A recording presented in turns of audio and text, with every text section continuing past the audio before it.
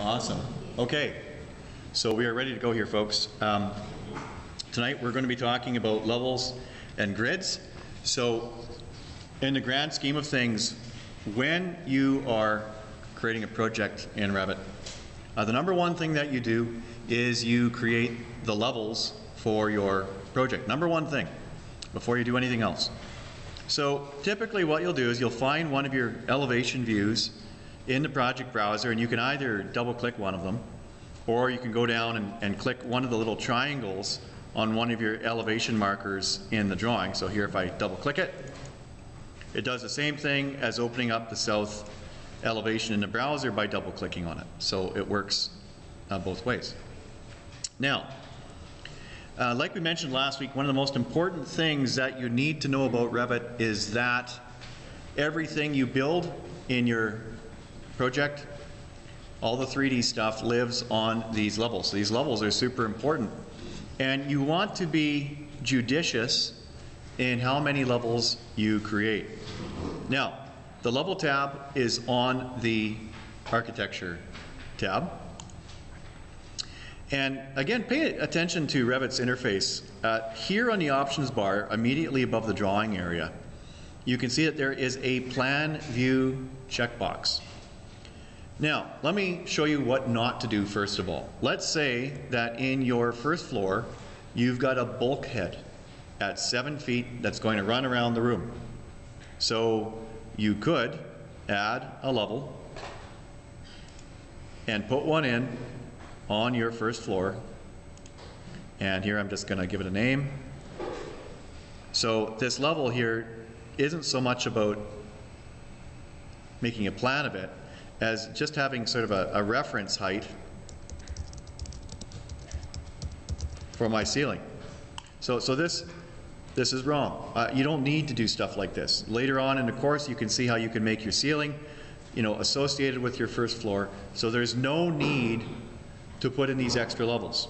So what happens if you have like a split level situation? So you've got a raised floor or floor area where maybe 25 or 30 or 50% of your story is going to have this raised floor area. Would you put in one of these levels for that purpose? You probably would. So let's say that I've got a raised floor area that's maybe a service area, and I want to make sure that this area is 4 feet above my first floor. That would be fine.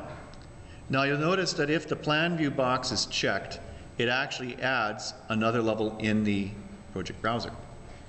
So here, whoops, I can now, remember to escape out of a command in Revit, hit escape twice, so I hit escape twice. So now I could go back and double click on level 4, the text here, and change its name. So I'll call this service area. Now, Revit knows, of course, that this was called level 4 when I added it, and it's called level 4 here. Do I want to rename this view? I've called it service area here, and if I hit yes, it's going to rename it in the project browser as well. So in this case, if you've got a lot of walls to add, and the bottom of those walls is going to be elevated, go ahead, and here's the reason why. So here I am on level 1, I'll just throw down some walls for the exterior of the building. Now when you draw on a certain story in Revit, so you double click one of your plan views and you add some walls, these walls have a base level that is associated with the story that you were just drawing on. So I was drawing on level 1, so there's my level 1 walls. Now what about this raised area? What if I want my walls, where I'm drawing the service area, to be raised up 4 feet? Well, in my plan view here, I could fire up the wall tool, and while I'm drawing in level 1, instead of having the walls start at level 1, I can have them start at that level I created. Now even if this service area level did not have a plan view associated with it, so let me show you what I mean. Right now you can see service area has plan views associated with it. So here if I delete that level again, the level is gone. Not only that, those views will disappear as well. So these service area views, the floor plan and the ceiling plan, those are going to get nuked as well. So they're gone. If I had any 3D geometry, walls, furniture, what have you, that I had drawn on that level, that stuff would disappear as well. Now what I'm going to do is I'm going to add that level yet again, but I'm not going to make a plan view of it. So the level will exist, but not a plan view of that level. And you can see Revit keeps on cycling upwards the numbers. It used to be level 4 was the level I was starting before. Now it says level 5. No biggie, just so you know. So now the service area is a level that exists. There's just no plan view for it. Now, if you have more than, you know, a few walls that are going to be starting from this little interstitial level between two major stories, it's okay to draw a plan level in this case. So now what I could do is I could go to level 1, and when I use my wall tool now, even though there is no service level plan, there still is a level. And in that case, I can still start my walls from that level, even though there's no plan view associated with it. So now what will happen is, now that I add these walls here for this plan area, I'm adding them, but we can't see them. Now why is that? Well, it's something that we're going to talk about next week. Revit literally cuts through the building horizontally at 4 feet. Our service level here is at 4 feet. So my little X-Acto knife is just cutting at the very bottom of these walls. And if I were to switch to wireframe here, you can see those are those walls I just added moments ago. And if I make this level lower, so here you can see once you've got a level selected, you can change its numbers. So if I want to change my floor to floor height here, all I do is click the level and change the number for the floor to floor height. So similarly, I can select my service area level here, pick its height, make it 3 feet. Now as we're going to see in a moment, those walls now appear. And if we look at them in 3D, those walls, let me just pick that one wall so you can see through it. So you can see those walls are in fact starting at that higher elevation. So as you get more experience with Revit, you'll kind of understand whether you need to add that plan view checkbox or turn it off. So I will use extra plan levels or extra levels without making plan views of them on occasion. Typically what I'll do is I'll have a level for my roof that is a plan view, and then I might have another level for the top of a parapet that isn't a plan. And here's the reason why. If I have this going for my roof, so here I'm going to rename it. And you remember how I did this earlier when I renamed the level, is it asked me if I wanted to rename the plan. So if I hit yes, what's called level 6 here in the browser will turn itself into roof, right? Now, you can also do it in the project browser. You can right click on one of those views in the project browser and ask Revit to rename it. Now, pay attention folks. Revit is keeping a one-to-one relationship between the level name and the view name. Now if I rename it and I call it roof plan, $60,000 question, do I say yes or no? You got, I see some heads not wagging like no, don't do it. And the reason that you don't want to do it is because if you say yes, this is what happens. No, it's not roof plan level, it's just the roof level. So let's look at this again. I'm like, no, I don't want it to be called roof plan, I just want it to be called roof. So there's that second click. So now what do I want to do? Yes or no? No, you don't. And here's why. You see, I called this roof plan for a reason, because when I put this onto a sheet, I want it to say the roof plan. So if I hit yes, it's saying roof here, and it would say roof here. But if I say no, Revit makes them independent. So the name of the level can be independent of the name of the plan. So that way you've got some freedom between the two. Likewise, if I wanted this to say, my floor plan here to say second floor plan, right click, rename, second floor plan. Okay folks, yes or no? No. No, exactly. Because I don't want my level here to say second floor plan. So that's just a little nuance right there. Okay, so just talking about levels some more here. When you put these levels in, just in the important box on page 1 there, you can see there's a little I symbol and then important. Levels in Revit should be created and deleted with thought, and I've explained that to you. When you're adding these levels in, you want to do them from left to right. And that's just because the out-of-the-box levels are created left to right. And here's why. So if you folks want to go into one of your south elevation views and follow along, you can now begin to get a feel for how these levels get added. So here's the level command. So you take your cursor, and you'll notice that when you put it along the left edge, you get this little blue line.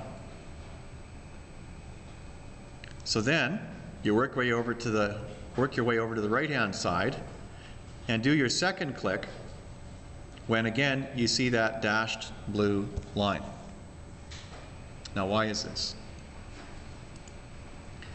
Well, here's the deal. So again, after you've placed one of those levels, just hit escape a couple of times or go to the modify tool. Either one of these will cancel you out of a command. Now after you've placed one of those levels, just click on one of them and you will see a little 3D icon near the end of the level, and you will see an open dot right at the end of the level. Now if you paid attention to those blue helper lines when you put those levels in, when you drag that open dot, they will all move together. So you can see it works on both sides. Now what does the 3D mean? Well, what it is, it's like a sort of a thin sheet of glass that you can stretch. And we're in the south elevation right now. Let's look what happens when we have the north elevation happening at the same time. So I'm going to hit the north elevation here. And you'll notice that I had that one level selected in the south elevation, the topmost level, and it's already selected when I'm in the north elevation. Now, maybe what I'll do here is I'm going to tile these views. So if you go to the View tab and you choose Tile, this will allow you to have both views open at once.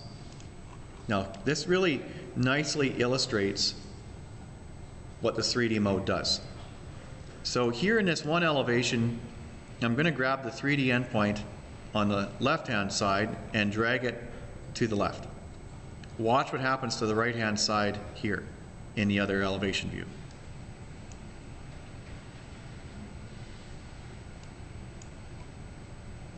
You know, you're thinking, okay, that nice trick, what's the deal? Okay, what the purpose of levels is for is to make the levels respond and relate to the volume of the building.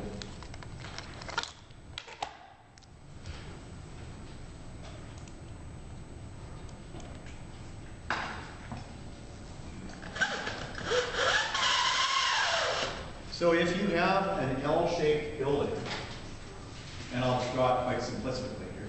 So let's say that you've got a tower project and you have a podium at the bottom.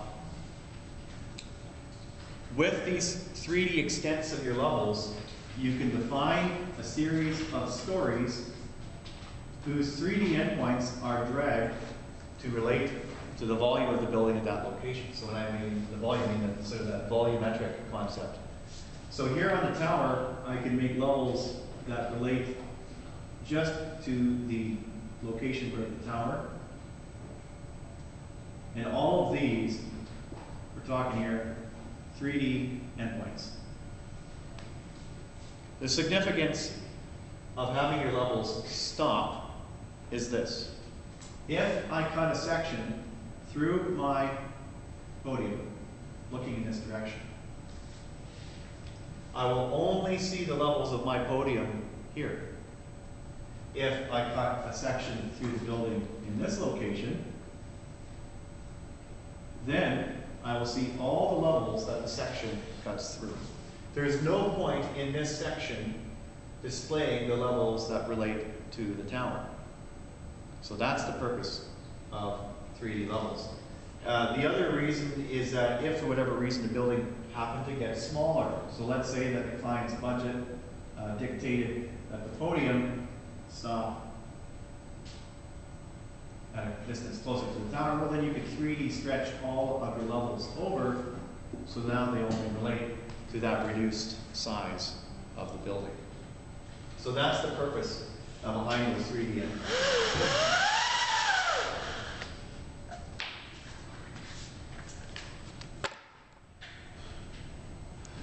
Now you'll also notice that the levels, if you click on the 3D mode, they have a 2D mode.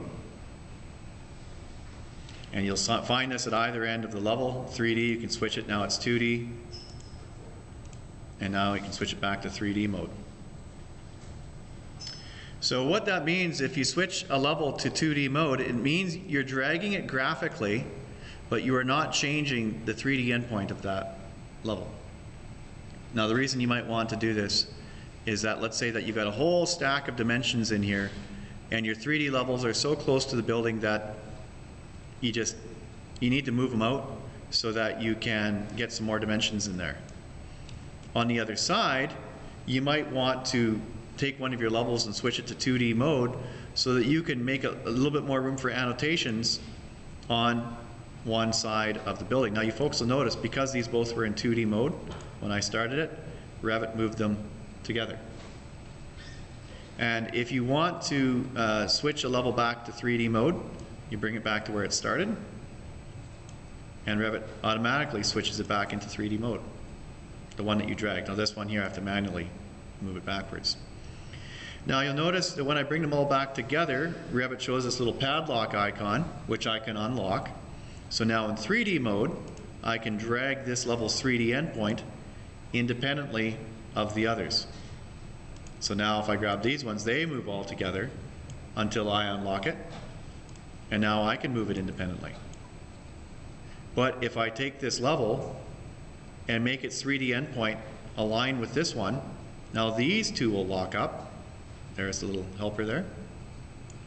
And now those two will move in concert. Moving back to the others, and now they all move together in 3D mode. So that same functionality is available in 2D mode as well. So I take all of these, switch them to 2D, and now I move them all together in 2D mode. Unlock one of them, bring it over, it's on its own.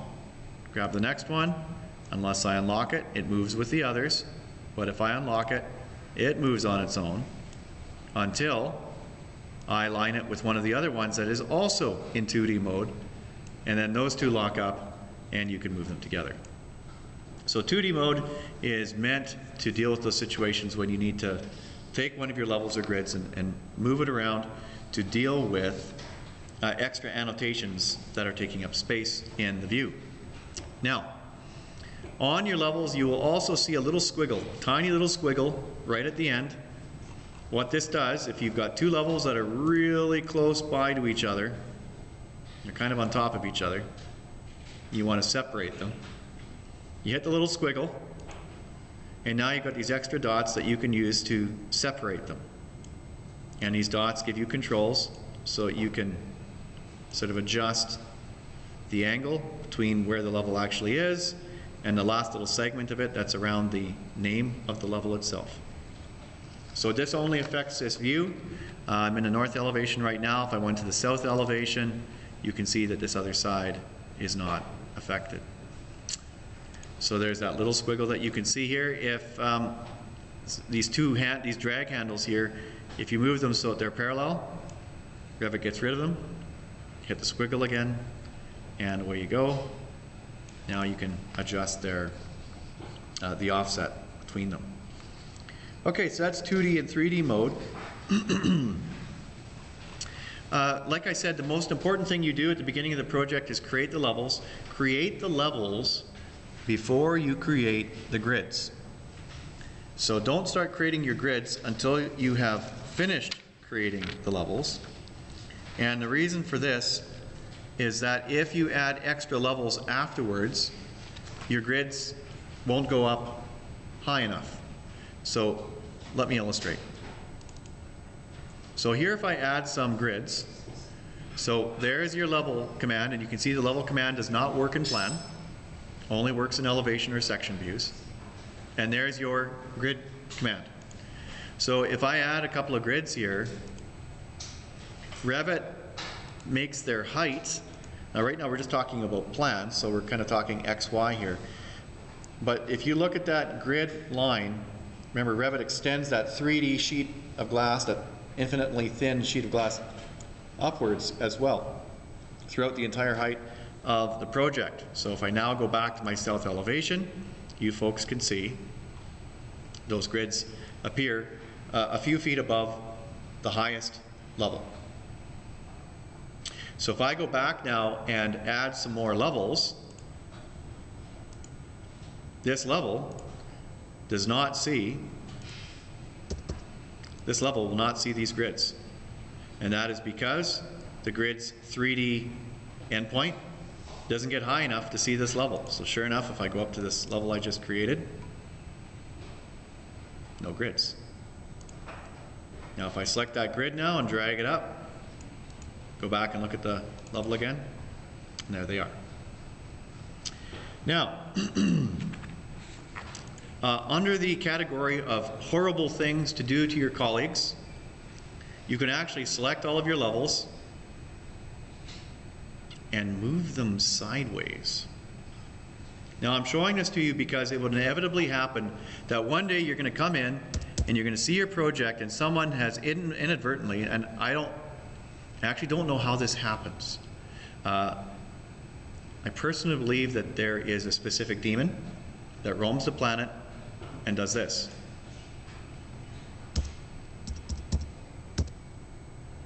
I'm going to move them a mile off to the side. All of a sudden, oh my goodness, my levels are gone. Where did they go? I don't know. So then you look in your other views, your north elevation. Shoot, they're not there either. I've still got all my levels. What's happened? And so sometimes it can be pretty frustrating to hunt the missing levels because you have absolutely no idea how you move them sideways and where are they? What are you going to do? So in that case, I go to maybe my site plan, and I'm going to zoom way out so my building's just a little blip in the middle of the screen. And I'm going to add a section from one side of the project to the other. And I'm just going to make it so it's super, super wide and super long. So this kind of gives me a way to look everywhere for my missing level graphics. So now I can right click on that section and go have a look. I'm seeing something here. Oh, that's my crop region. Okay.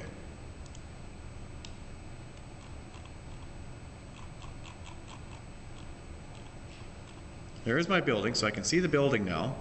Where are my levels? So I'm just going to look around for another blob of stuff. Oh, there they are. So just be aware that you can select your levels. So here I'm going from just like an AutoCAD left to right, or right to left rather, and you can see it's a crossing window. And you can move your levels. You can move them up, you can move them down, you can move them sideways. Now, obviously, it's probably improbable that you would have this happen to you, realistically speaking, but just so you know, that is something I've seen happen from time to time. Can you open? You can. So Revit has a pin tool, which looks like that, a push pin, which will keep them from being moved. So now you can see I can't move them. I can rename it, but if I even go to change its value, I don't think it'll let me change its value. Oh, it will. Yeah, but it will prevent those inadvertent sideways motions. So folks, if you select anything, you can see there's a pin tool. We're going to talk about that in the second set of our comments tonight, so the second half of the lecture.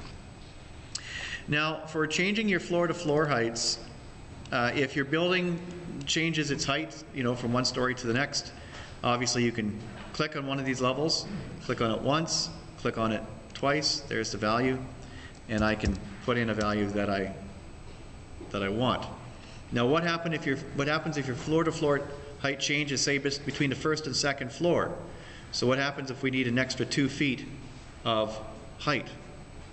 Well, what you can do, hold down your control key and pick all the levels in your project above level 1. And now you can move your levels up. Now, of course, they're pinned, so Revit won't let me do it, so I'm just going to unpin them now. So again, using the move command, select all of the levels for your project. So again, hold down the control key and click every single level in your project above the floor that's being changed, and then just use the move tool to move them up. So just click and move them up. So that would move everything up. All your walls would shift up, all your doors, everything. Your roof, if it's on the uppermost story, it would also move up at the same time. So that's basically how you change the height of your floors in Revit. So it's actually, in AutoCAD, that would be a huge amount of work. You'd have to change all your sections and change all your elevations. In Revit, that would just be a few clicks and it would be over. Okay, so moving on to page 2. This is just showing the 3D endpoint versus 2D endpoint and changing them and how that all works. So you folks can also see that the graphic there, where we've got a half circle for the level bubble, it just demonstrates that you can get a different sort of look than the survey target thing that you've got on the end of the level. So now what we're going to do, let's go to page 3. This is in our share out drive. So if you get folks, go to J, BLDG 2805 session 2. This file that you see in the top of page 3 is there for you, and we'll just take about 10 minutes and go through that exercise on page 3.